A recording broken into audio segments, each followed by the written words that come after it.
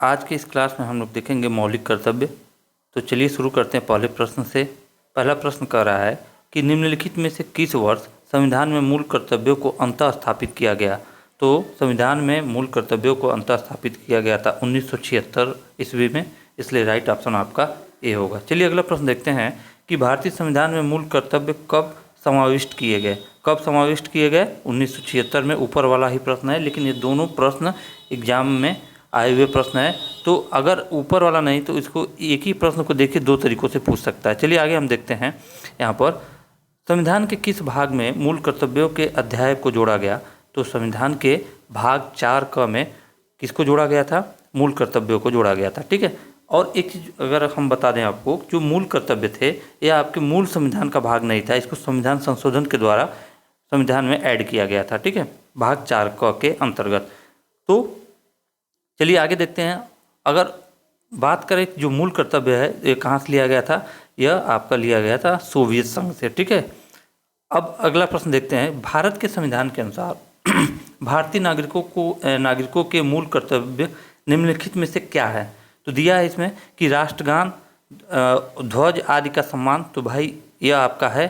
ठीक है, भारतीय नागरिकों के मूल कर्तव्य में सम्मिलित है। वैज्ञानिक प्रवृत्ति का विकास, यह भी है। राष्ट्रीय एवं सांस्कृतिक विरासत का संरक्षण एवं परिरक्षण, यह भी है। तो इसलिए राइट ऑप्शन आपका क्या होगा? डी, उपयुक्त सभी। तो जो उपयुक्त सभी जितने भी बातें दी गई हैं ये आपके मूल कर्तव्य के अंतर्गत निहित हैं। चलिए आगे हम देखेंगे। प्रश्न संख्या 5, भारतीय संविधान के किस अनुच्छेद में भारतीय नागरिकों के मूल कर्तव्य शामिल हैं। तो किस अनुच्छेद में? तो जो आपका इससे संबंधित अनुच्छेद है वह है आपका अनुच्छेद 51 का। ठीक है। अगर भाग की बात करें तो भाग आपका है 4 का, 4th का के अंतर्गत। और अनुच्छेद की बात करें तो 50 का 51 का, सॉरी यहाँ गलत है, अनुच्छेद 51 का के तहत। और जो भाग है आपका 4 का। ठीक है। अगला देखते हैं कि निम्नलिखित में से कौन सा कर्तव्य भारतीय नागरिकों के कर्तव्यों में शामिल नहीं है।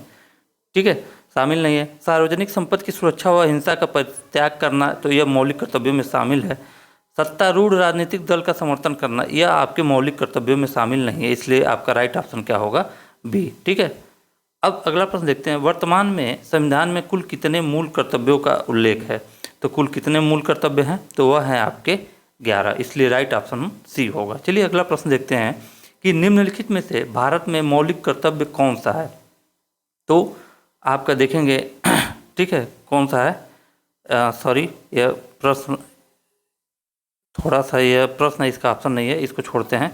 यहाँ पर देखते हैं कि किस संविधान संशोधन अधिनियम द्वारा संविधान में मूल कर्तव्यों को सम्मिलित किया गया था। किस संविधान संशोधन द्वारा? ठीक है। तो कौन सा संविधान संशोधन था? वह था आपका 42वां संवैधानिक संशोधन अधिनियम 1976 के द्वारा संविधान में क्या हुआ था? मूल कर्तव्यों को जोड़ा गया था भाग 4 के तहत। चलिए अगला हम देखेंगे। अगला प्रश्न कह रहा है कि भारत के प्रत्येक नागरिक का कर्तव्य होगा कि प्राकृतिक पर्यावरण एवं संरक्षण एवं सुधार। ठीक है, भारत के प्रत्येक नागरिक का कर्तव्य होगा प्राकृतिक पर्यावरण का संरक्षण एवं सुधार। तो इस किसके अंतर्गत? तो यह जो है आपका है, यह आपका है 48A। ठीक है, 48A। ठीक है, जो प्राकृतिक पर्यावरण का संरक्षण एवं जो सुधार है यह किस अनुच्छेद में वर्णित है? यह है 48A में। क्लियर। चलिए अगला हम देखेंगे। और अगर यह हम बात करें जो 48A है यह आपका, ठीक है, नीति निर्देशक सिद्धांत के अंतर्गत आएगा। आगे हम देखेंगे कि यह जो ऑप्शन है यह इस प्रश्न का था 10 वाले का। चलिए यहाँ से हमने इसी को देख लेते हैं। दिया है कि निम्नलिखित में से भारत में मौलिक कर्तव्य कौन सा है, और इसका ऑप्शन यहाँ पर है। ऑप्शन जो है अब देखेंगे यहाँ पे कि न्यायपालिका में कार्यपालिका का पृथक्करण, ये मौलिक कर्तव्य है ही नहीं। हमारी मिली जुली संस्कृति की समृद्ध विरासत को संरक्षित करना व महत्व प्रदान करना, यानी यह है आपका, इसलिए राइट ऑप्शन आपका 10वें का बी होगा।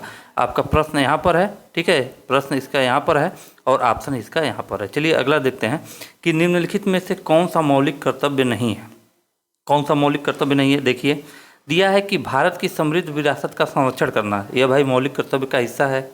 आम भाईचारे की भावना को उजागर करना, यह भी मौलिक कर्तव्य का हिस्सा है। राष्ट्रीय उद्यमों का संरक्षण करना, ठीक है, राष्ट्रीय उद्यमों का संरक्षण करना यह आपके मौलिक कर्तव्यों का हिस्सा नहीं है, इसलिए राइट ऑप्शन आपका सी होगा। अगला प्रश्न देखते हैं यहाँ पर कि भारतीय संविधान में मूल कर्तव्यों को शामिल करने का विचार किस देश के संविधान से लिया गया? तो अभी हमने बात किया था पूर्व सोवियत संघ से लिया गया था, इसलिए राइट ऑप्शन आपका डी होगा। अगला प्रश्न देखिए कि निम्न में से कौन सी एक समिति ने नागरिकों में मूल कर्तव्य को 1976 में सम्मिलित करने की अनुशंसा की थी? तो वह थी आपकी कौन सी समिति थी? सरदार स्वर्ण सिंह जो समिति थी, यानी सरदार स्वर्ण सिंह कमेटी के द्वारा 1976 में 42वें संविधान संशोधन के अंतर्गत भाग 4 क के द्वारा क्या है कि मूल कर्तव्य को जोड़ने की अनुशंसा की थी, संविधान में शामिल करने की अनुशंसा की थी। 22वें संविधान संशोधन के 10 आचार आदर्शों को किस नाम से जाना जाता है? तो जो 10 आचार आदर्श थे उन्हीं को जाना जाता है मौलिक कर्तव्य के नामों से। किसके नाम से जाना जाता है? मौलिक कर्तव्य के नाम से।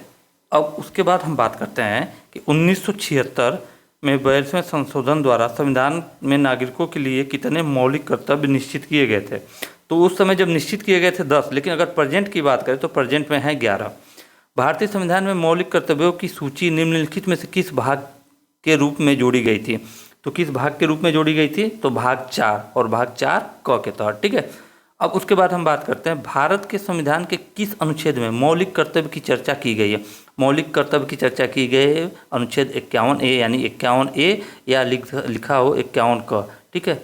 चलिए आगे हम बात करेंगे कि संविधान में उल्लिखित मौलिक कर्तव्य किसके लिए हैं? तो जो संविधान में उल्लिखित मौलिक कर्तव्य हैं वह सभी क्या है? सभी नागरिकों के लिए है, इसलिए राइट ऑप्शन आपका बी क्या होगा? करेक्ट होगा। निम्नलिखित में से कौन सा एक मौलिक कर्तव्य नहीं है? तो कौन सा एक मौलिक कर्तव्य नहीं है? संविधान का पालन करना, यह भाई मौलिक कर्तव्य है। देश की एकता और अखंडता की रक्षा करना, यह भी मौलिक कर्तव्य का भाग है। धर्मनिरपेक्षता का पालन करना, ठीक है, यह आपके मौलिक कर्तव्य का भाग नहीं है, क्योंकि यहाँ पे जो भारत में क्या है कि आप धर्म को अबाध रूप से मानने के लिए स्वतंत्र हैं। ठीक है। जो जिस धर्म के हैं उस धर्म का पालन कर सकते हैं। तो जो धर्मनिरपेक्षता का पालन करना मतलब यह आपका मौलिक कर्तव्य का हिस्सा नहीं है। और सार्वजनिक संपत्ति को सुरक्षित रखना यह भी आपके मौलिक कर्तव्य का हिस्सा है। चलिए आगे हम देखेंगे निम्नलिखित में से कौन सा एक मौलिक कर्तव्य नहीं है? मौलिक कर्तव्य नहीं है तो राज्य का आज्ञा पालन करना मौलिक कर्तव्य है, कानून का आज्ञा पालन करना मौलिक कर्तव्य है, समाज का आज्ञा पालन करना मौलिक कर्तव्य, और करों की अदायगी यह मौलिक कर्तव्य के अंतर्गत नहीं आता है। ठीक है। इसलिए राइट ऑप्शन आपका क्या होगा? डी।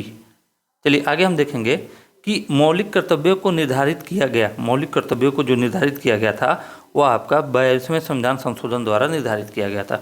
अगला प्रश्न देखिए, भारतीय संविधान में नागरिकों के मूल कर्तव्य के अंतर्गत सम्मिलित नहीं है। क्या नहीं सम्मिलित है? देखेंगे कि हिंसा का परित्याग करना यह सम्मिलित है, धर्मनिरपेक्षता को बढ़ावा देना यह सम्मिलित नहीं है, इसलिए राइट ऑप्शन आपका बी होगा। ठीक है। धर्मनिरपेक्षता को बढ़ावा देना नहीं, धर्म को लोग मानने के लिए स्वतंत्र है, तो धर्मनिरपेक्षता को बढ़ावा देना मौलिक कर्तव्य का हिस्सा कैसे हो सकता है? अगला देखें प्रश्न कि मौलिक कर्तव्यों की अवहेलना करने वालों को, ठीक है, मौलिक कर्तव्यों की अवहेलना करने वालों को दंड देने की व्यवस्था है? नहीं। तो जो मौलिक कर्तव्यों की अवहेलना करते हैं उनको दंड देने की व्यवस्था नहीं है, इसलिए आपका इसमें करेक्ट ऑप्शन क्या होगा? सी। चलिए अगला देखते हैं कि मौलिक कर्तव्यों को संविधान में सम्मिलित किए जाने का प्रयोजन है। ठीक है। मौलिक कर्तव्यों को संविधान में सम्मिलित किए जाने का प्रयोजन है विनाशक एवं असंवैधानिक गतिविधियों को नियंत्रित करना, इसलिए राइट ऑप्शन आपका डी होगा। चलिए आशा करता हूँ यह वीडियो आप लोगों को बहुत ही अच्छी लगी होगी। फिर मिलेंगे अगले वीडियो में, तब तक के लिए जय हिंद जय भारत।